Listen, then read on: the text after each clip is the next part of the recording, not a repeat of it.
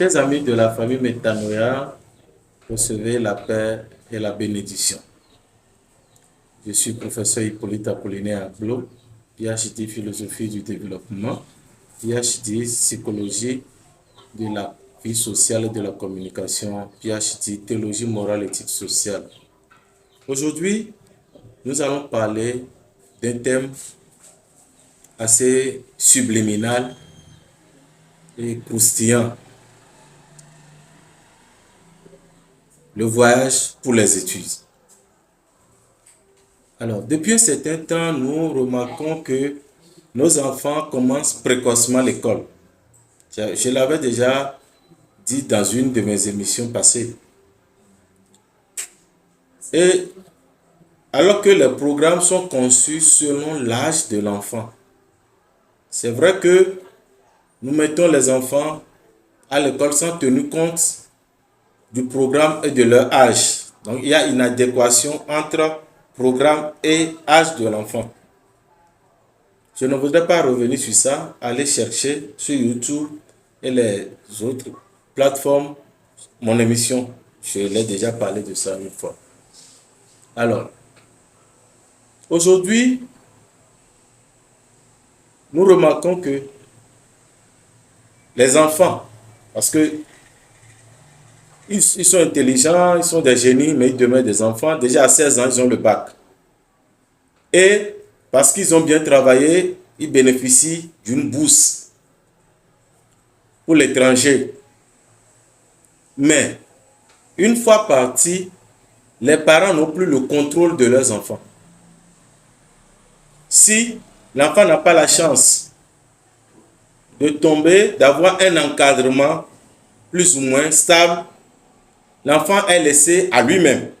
Si l'enfant n'a pas un tuteur, n'a pas un parrain, au lieu des études, c'est difficile pour l'enfant. Et les parents sont en Afrique. Ils ne savent pas ce que deviennent leurs enfants. Et vous verrez plein de jeunes aujourd'hui en Europe, aux États-Unis, même au Canada, qui font la dépression nerveuse.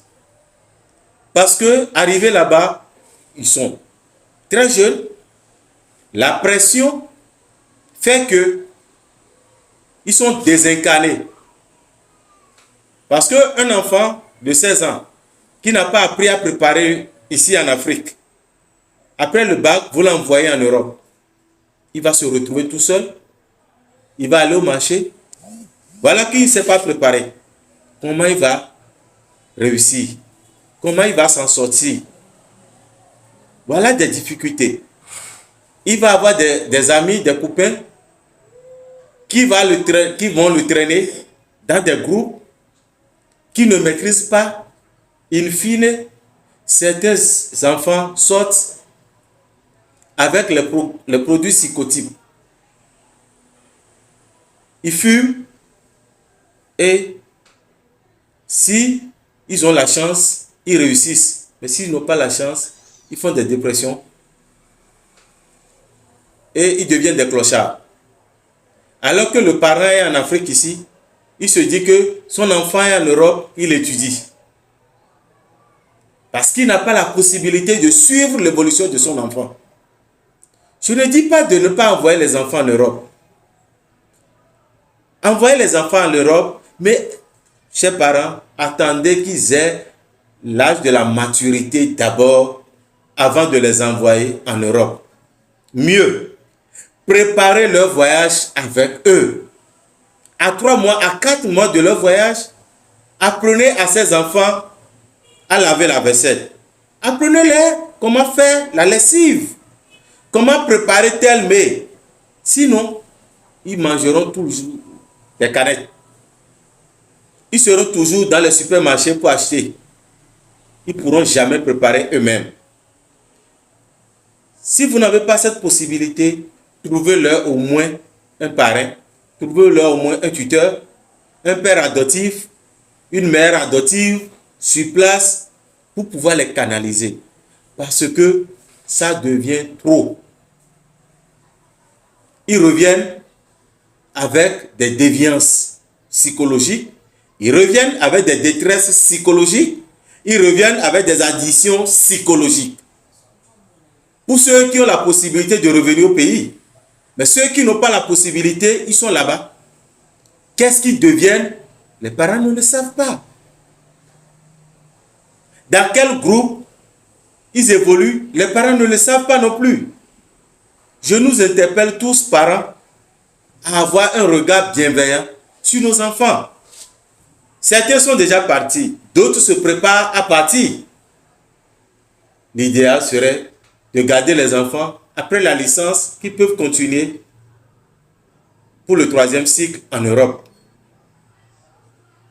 Mais si l'enfant doit partir après le bac, je vous en prie, chers parents, mettez-les dans de bonnes conditions, prenez des dispositions pour que l'enfant n'ait pas de soucis d'acclimatation, n'ait pas de problèmes d'adaptabilité.